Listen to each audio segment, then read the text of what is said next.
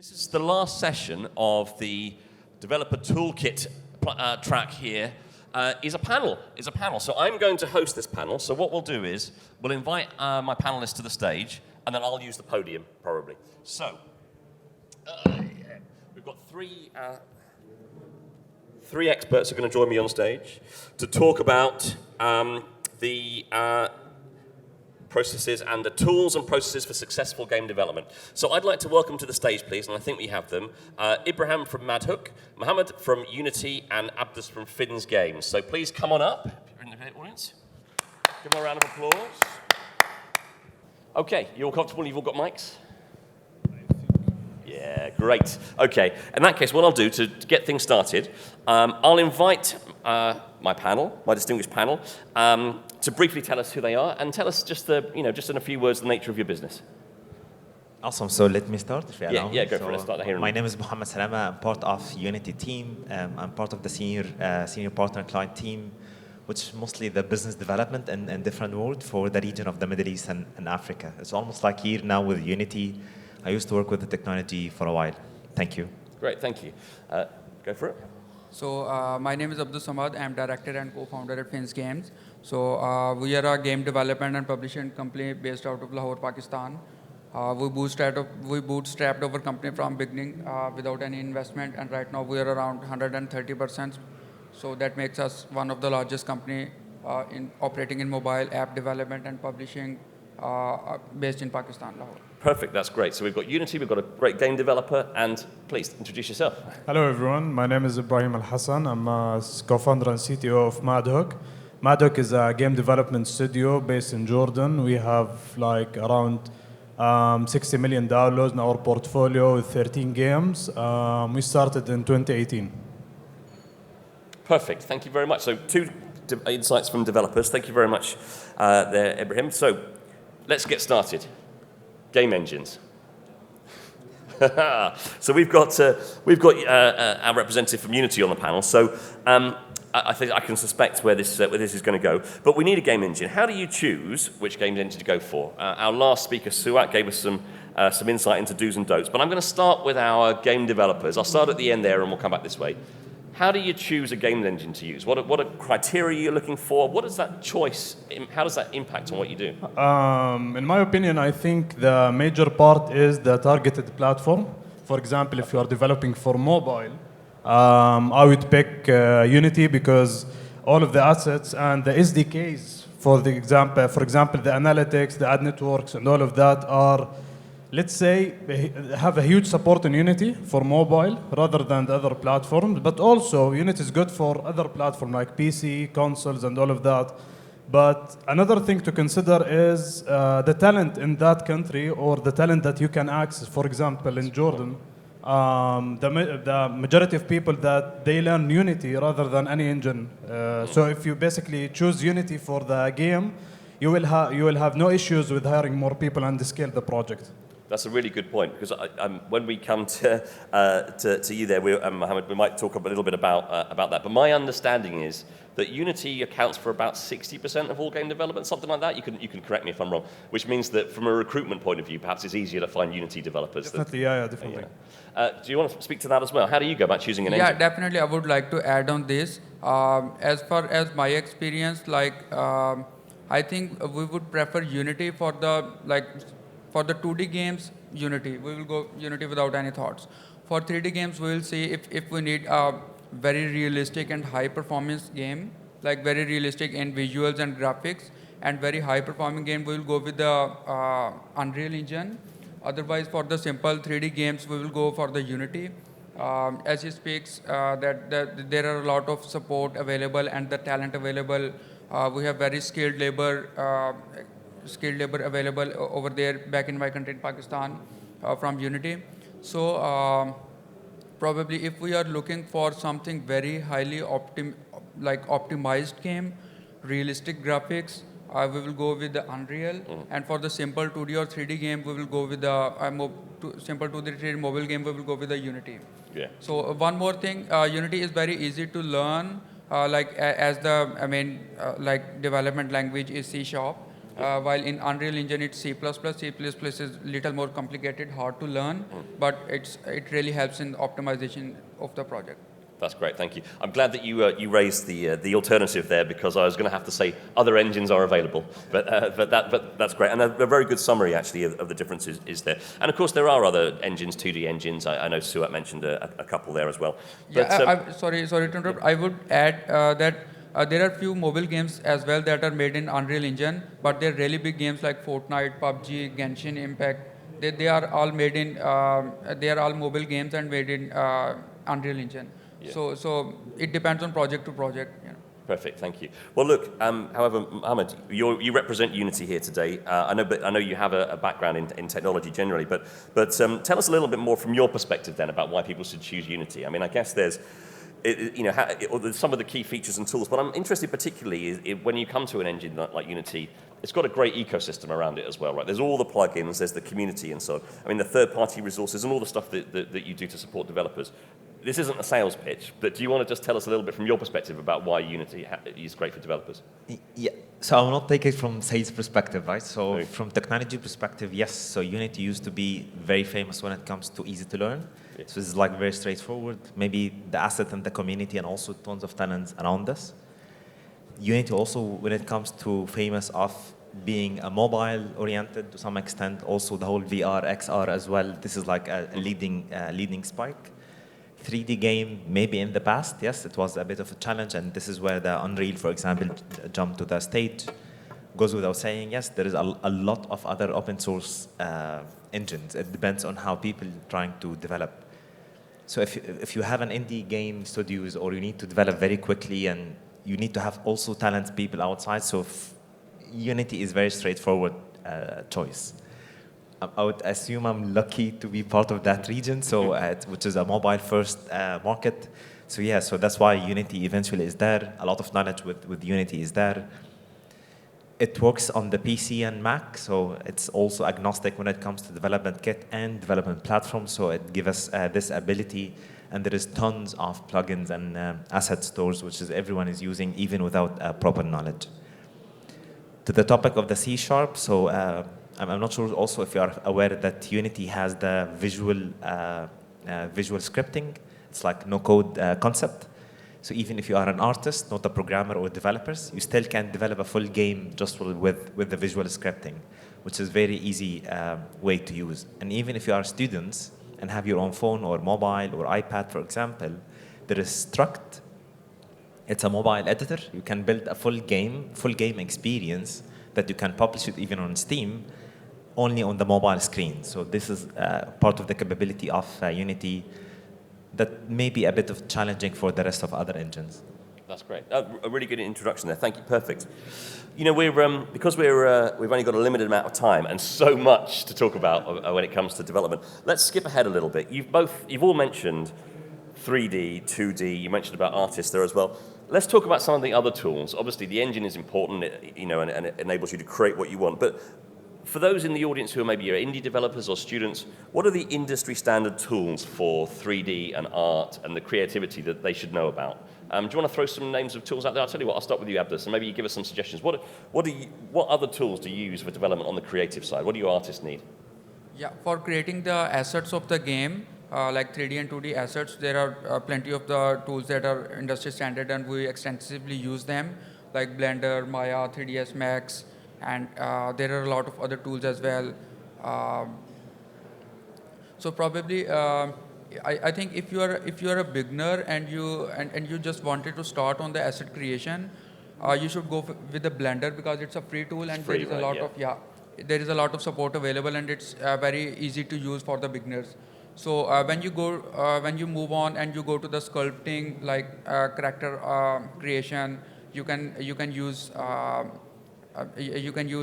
3ds Max as well, and the ZBrush. I would mention it's a very interesting tool, and you will find a lot of support and community over there who can help with the creation. So so there are few other tools as well, but it depends on need to need for characters.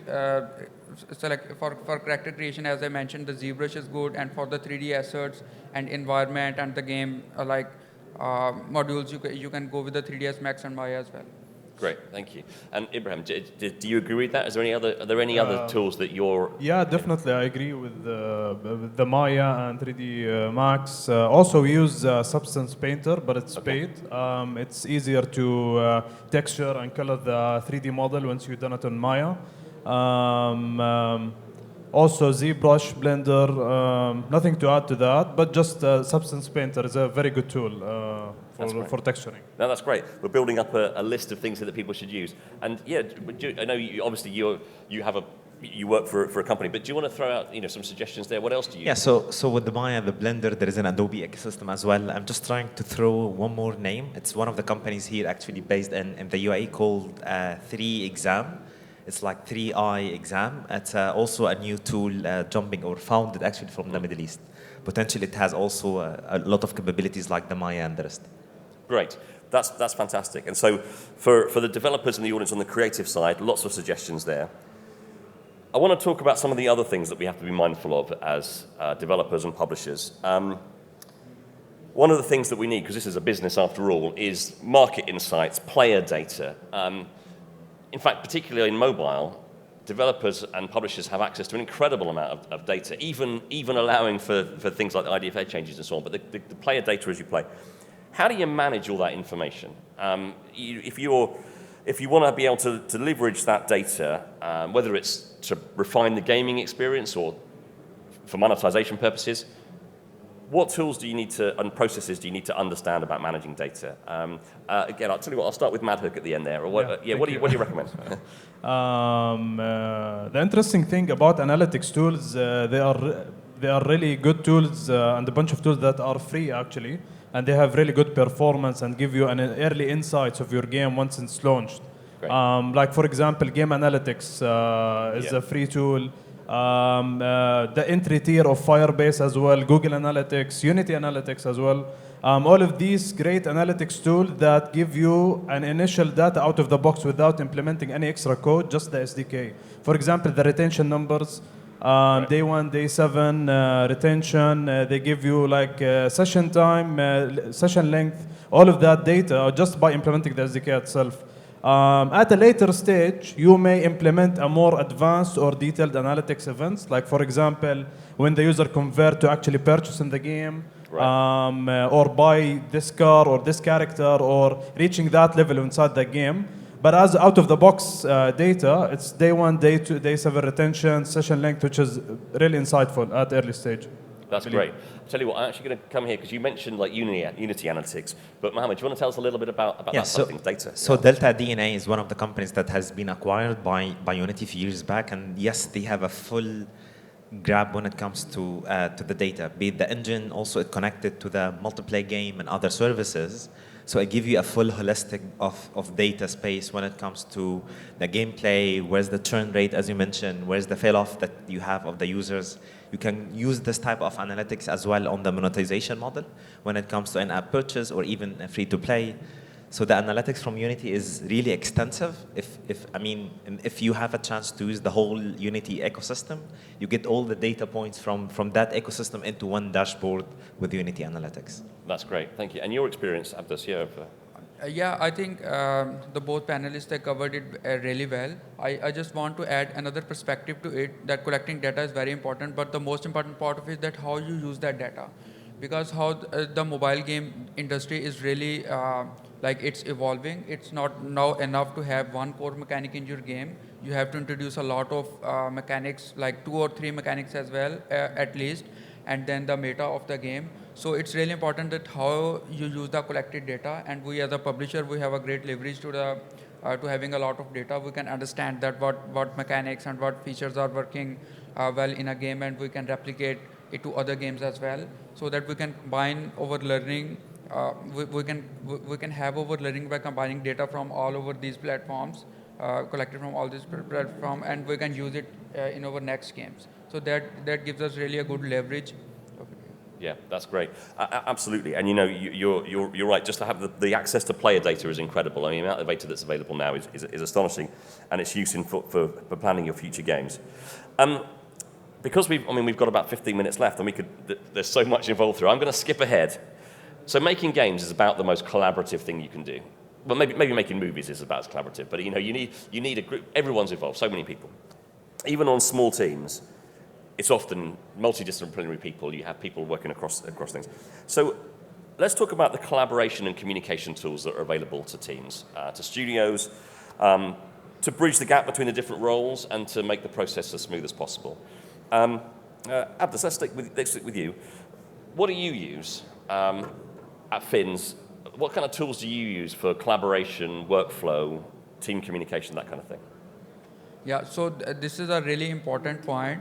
For the collaboration and team communication, we use as we develop for our production team, so there are a lot of version controls, and we personally use Bitbucket and Bitbucket for it, for the version control, and then project management tool we use like Assembler and like Jira, Atlassian Jira. This is also a very important tool. So I think these tools are important, but it's also very important that how you use that tool. And if the communication between team, if we talk about that, I think one thing that we figured out that it should be done, it's a weekly sync of the team. So there are a lot of teams that are working on one game and they have to be on one page in order to in order to make a very good product of it, out of it. So there should be no communication gap between the team. So right. I think the tools are very helpful, but whole picture together. Yeah. So we, in our culture, we really promote open communication, a lot of meetings, a lot of open discussions in order to figure out the redundancies and to exclude them. That's great, and I'm glad you mentioned that, because it's not just about software, it's about the processes and the culture you create in your studio as well, absolutely. And particularly in these days where we're a remote-first company now, we always were, even before the pandemic, so you have to over-communicate everything and embed processes to stand up and talk. Ibrahim, yes, tell us about that there. What would you like to add about that? How do you manage collaboration and communication? There's a different aspect of collaboration, like for example, a tools for communication inside the company. We use Discord and Slack, but all of the communication tools, it will do the work because all of them are almost the same features, which is communicate with others and chatting with your colleagues. For development, we use Plastic for version control. What do you use? For collaboration, we use Trello. It's a simpler version of, let's say, Jira, but Jira is more capable in terms of large teams and the sprint planning and the agile process in general. I believe these three main tools for collaboration are good for different departments, at least between the developers. Yeah, great. No, absolutely perfect. And yeah, Mohamed, what do you think of that? Yeah, so Plastic for sure is a nice, cool part of that it's amazing. Unity ecosystem. Thank you. And you have Sync Sketch as well.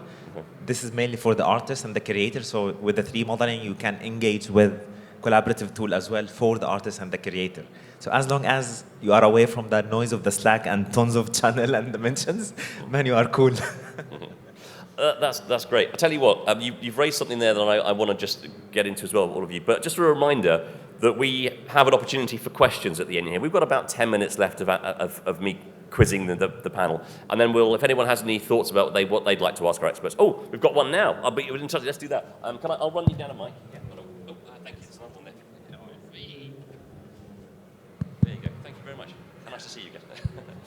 Hi. Great talk, by the way. There's a lot of talk about tools for management, art creation, and all of that. I am more wondering about the game design aspect of all of that. For you, what kind of game design tools do you use to iterate your projects, prototype them, and create drafts? Thank you. Okay. Who wants to go first? Do you want to take that one? Yeah, sure. Interesting. Okay, the game design, it has a lot of aspects, okay? But the most, let's say, aspect that really needs a tool, which is the game economy system inside the game, like game mechanics balance and the game economy and all of that. We at Madoc, we use a tool called Machinations.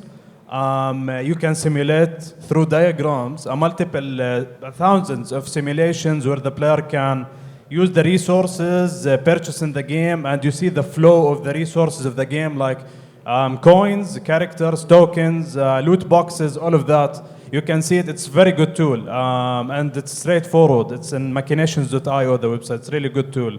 The other tools is like anything you can do for game design. You can use any tool. Like, for example, sketching, paper-based initial prototype, all of that. But Machinations is really good for game economy system. Great, thank you. Yeah, Abdus, do you want to? Yeah, so I think the most important part of is the whole process, like from where you collect the data and how you manage to use that data to in order to create a new game design. Based on the learning of the data, you can come up with the new designs. So it's really important that how you use that data. So internally, we use a lot of tools for this, like he mentioned that sketching, of course, like and the workflows and the diagrams we use Adobe XD, which we really find it's very helpful and easy to use, and it really helps us in visualizing the data. And there is a very common tool. Everybody, I think, in this room is using Google Sheets. It's also very important, and it's highly, yeah, it's highly customizable, easy to use, and a very collaborative tool. So, so I think the mix of these things we use in-house of Unicorn. Great, thank you. Did you want to chip in on No, so from if you have a Unity background on this, I would suggest the visual scripting Bolt, which is visual scripting tool. You can go through this type of multiple iterations, as you mentioned, not like an infinite, but still you can have this type of very quick, like we call it like dirty and quick. Yeah. So if you need to have the gameplay, the whole flow of resources, and all the leveling for the app or for the game very quickly. Perfect. Thank you very much for your question. And if anyone, I'll carry on. Oh, yeah, I should say, you're developers. I'm a journalist, so your questions are going to be better than mine. So I'm going to bring the thing down.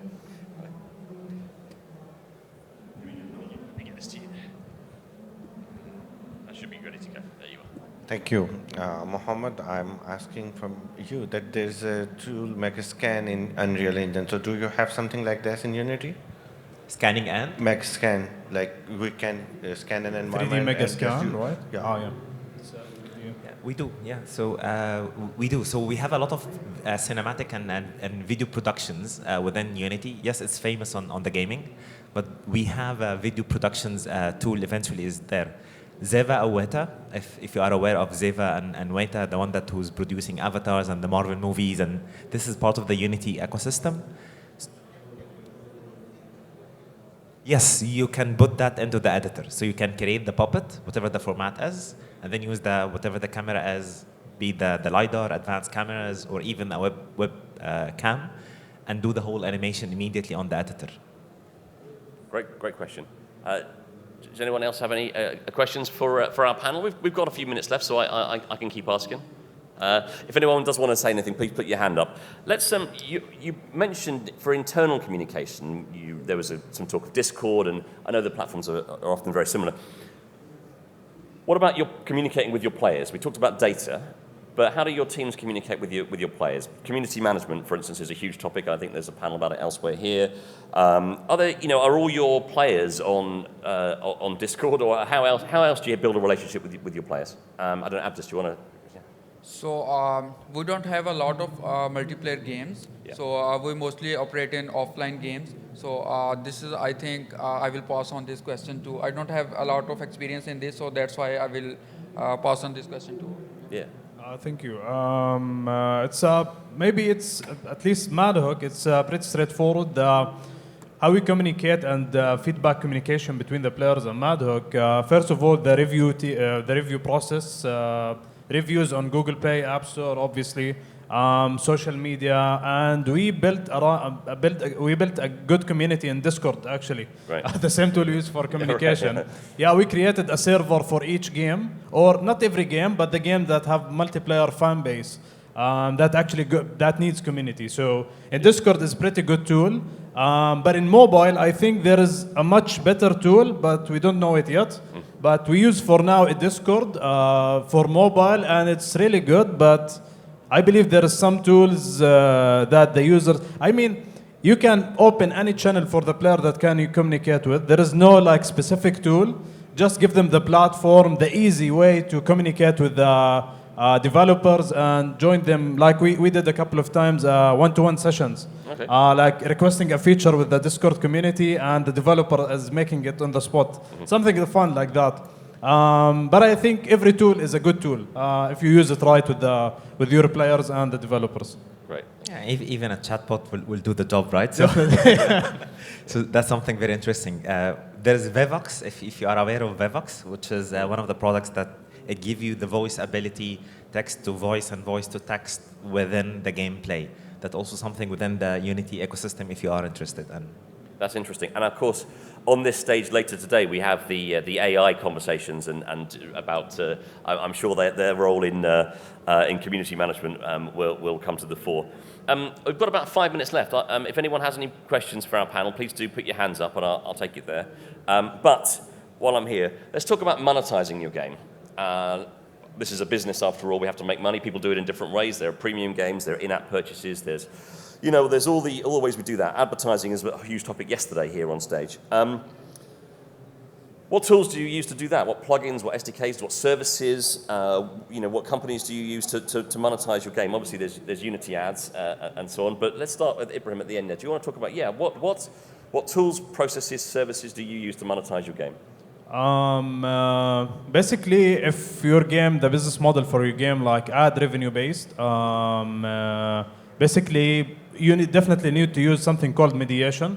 I believe at early stage some terms are a bit confusing, especially for the ad monetization model. But mediation is like the police officer for multiple ad networks when they are showing and when they are not. Basically, that's it. But using a mediation is pretty good as a start. And you need, let's say, depends on the country, but as a start, implement like 3-4 ad networks that you can use to mediate between them in the game. If it's in-app purchase, I think there is no like great tool. Every tool will do, but the in-app billing for Google and Apple is pretty good for that too. I think it's as a start, you don't need to get overwhelmed by the sum of tools and all of that. Just use the basics and keep scaling as you go, I believe. That's perfect, thank you. And yeah, ad mediation, I'm glad you brought that up. Abdus, what's your take on this? Yeah, so definitely, if we can talk a lot about this, but the end solution will be the mediation. We started from using our own custom written waterfall methodology where we integrated a different networks in the game, ad network in the game in order to monetize. But after a few years, after evaluating it, after like incrementing it and developing it, we figured out that we must go for the mediation. And for the mediation as well, it depends on genre to genre and the market to market as well. That few mediations will work on, and few platforms will work on probably tier 1 countries, and few will work on the other part of the world. For example, for the China and Japan, probably you cannot go with the traditional network. You have to incorporate their own. There are specialized ad network that really work good in Japan and China. So you have to integrate them. So in Finz, in my company, we use Google Ad Mob mediation and AppLovin mediation, and few networks that depends on region to region and genre to genre. We keep on switching, and we see that what network is working best for us. We keep on adding them in our projects and then removing them in our project. That depends on data. So we closely monitor the data, which ad network is performing well, and we keep on rotating them and testing them. That's great. Really so good mediation advice. with analytics, I would assume that's a good couple, and then you need to choose the mediation, the Googles, the AppLovin, the Iron Source, whatever the mediation engine that you need to play with.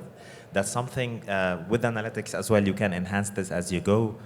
For the in-app purchase and the full game, maybe let me jump away from that on that region, because it's very emerging.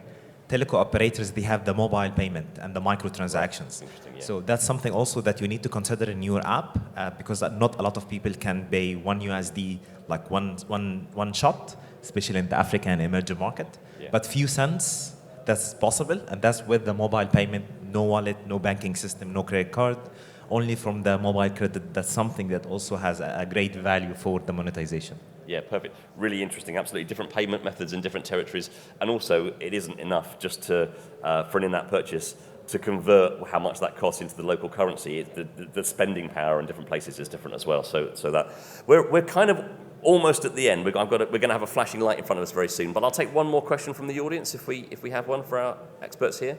I know it can be intimidating to put your hand up in front of everyone. So if you do have questions, they should look you up on Meet to Match. Is that the best way? Yeah, definitely. Perfect, thank you. And I think Matt Hook have got it your outside as well. We have a booth outside. And Yes, Finz, we also have a booth. So yeah, exactly. And Finz too should be out there. So perfect. Thank you very much. Well, look, we're right at the end. There is a red light there. Round of applause, please, for Mohamed, Abdus, and Ibrahim. Thank you. Thank you so much. Thank you, Thanks very guys. much, guys. I appreciate that. Thank you.